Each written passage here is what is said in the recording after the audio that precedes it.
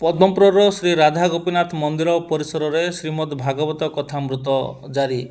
ରାୟଗଡ଼ା ଜିଲ୍ଲା ପଦ୍ମପୁର ବ୍ଲକର ଶ୍ରୀ ରାଧା ଗୋପୀନାଥ ମନ୍ଦିର ପରିସରରେ 17 ତାରିଖ ଠାରୁ ଆରମ୍ଭ ହୋଇଥିବା ଶ୍ରୀମଦ୍ ଭାଗବତ ସପ୍ତାହ ଆଜି ଚତୁର୍ଥ ଦିନରେ ପହଞ୍ଚିଛି। ଏ ହେଉଛି ଆଜି ସକାଳ 9ଟା ସମୟର ଦୃଶ୍ୟ। ଏଠାରେ ଅନେକ ଶ୍ରଦ୍ଧାଳୁମାନେ ଆସି ଏଠାରେ ପୂଜାର୍ଚ୍ଚନା କରିବା ସହ ପ୍ରତିଦିନ ଭାଗବତ ପାରାୟଣ ଏବଂ ପ୍ରବଚନ ଶୁଣୁଛନ୍ତି। ଏହି କାର୍ଯ୍ୟକ୍ରମରେ ପୁରୀରୁ ଆସିଥିବା ଶ୍ରୀ ମହନ୍ତ କୃଷ୍ଣଗୋବିନ୍ଦ ଦାସ ଶାସ୍ତ୍ରୀ ମହାରାଜ ଯୋଗ ଦେଇ ଏଠାରେ ସକାଳ 7ଟାରୁ ପାରାୟଣ କାର୍ଯ୍ୟକ୍ରମ ଜାରି ରହୁଛି। ଦିନ 1ଟା ପର୍ଯ୍ୟନ୍ତ ଏହି କାର୍ଯ୍ୟକ୍ରମ ଜାରି ରହିବା ସହ ସନ୍ଧ୍ୟା 7ଟାରୁ ରାତି 9ଟା ପର୍ଯ୍ୟନ୍ତ ପ୍ରବଚନ କାର୍ଯ୍ୟକ୍ରମ ମଧ୍ୟ ଅନୁଷ୍ଠିତ ହେଉଛି। ଏହି ଅବସରରେ ଏଠାରେ ଅନେକ ଶ୍ରଦ୍ଧାଳୁମାନେ ଯୋଗ ଦେଉଛନ୍ତି ଏବଂ ଯୋଗ ଦେଇ ଏହି ପବିତ୍ର ମଳମାସ ଅବସରରେ ଏଠାରେ ଶ୍ରୀମଦ୍ ଭାଗବତ ସପ୍ତାହ ଏବଂ ଏହି କାର୍ଯ୍ୟକ୍ରମରେ ସାମିଲ ହୋଇ ନିଜକୁ ଧନ୍ୟ ମନେ କରିବା ସହ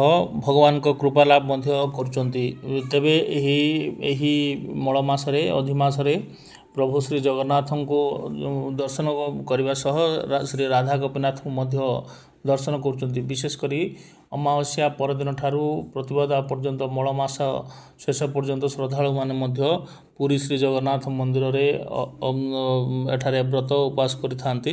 ସେହିଭଳି ପଦ୍ମପୁରର ଶ୍ରୀ ରାଧା ଗୋପୀନାଥ ମନ୍ଦିର ପରିସରରେ ମଧ୍ୟ ଅନେକ ଶ୍ରଦ୍ଧାଳୁମାନେ ବ୍ରତଧାରୀ ମହିଳାମାନେ ଏଠାରେ ପବିତ୍ର ମଳମାସ ଅବସରରେ ଏଠାରେ ପୂଜାର୍ଚ୍ଚନା କରିବା ସହ ଶ୍ରୀମଦ୍ ଭାଗବତ କଥାମୃତ ମଧ୍ୟ ଶୁଣୁଛନ୍ତି। ଏହି କାର୍ଯ୍ୟକ୍ରମରେ ଗୁରୁ ମହାରାଜ ତଥା ମହନ୍ତ କୃଷ୍ଣଗୋବିନ୍ଦ ଦାସ ଶାସ୍ତ୍ରୀ ମହାରାଜ ଯୋଗ ଦେଇ ଏଠାରେ ସମସ୍ତ ଶ୍ରଦ୍ଧାଳୁଙ୍କୁ ଏଠାରେ ଭାଗବତ ସପ୍ତାହ ଅବସରରେ ବିଭିନ୍ନ ଭାଗବତ କଥାମୃତ ମଧ୍ୟ ଶୁଣାଉଥିବା ଦେଖିବା ମିଳିଛି। ଏହି ଅବସରରେ ଆଖପାଖ ଅଞ୍ଚଳର ଅନେକ ଶ୍ରଦ୍ଧାଳୁମାନେ ଆସି ଏଠାରେ ଦର୍ଶନ କରିବା ସହ କୃପା ଲାଭ ମଧ୍ୟ କରିଥାନ୍ତି।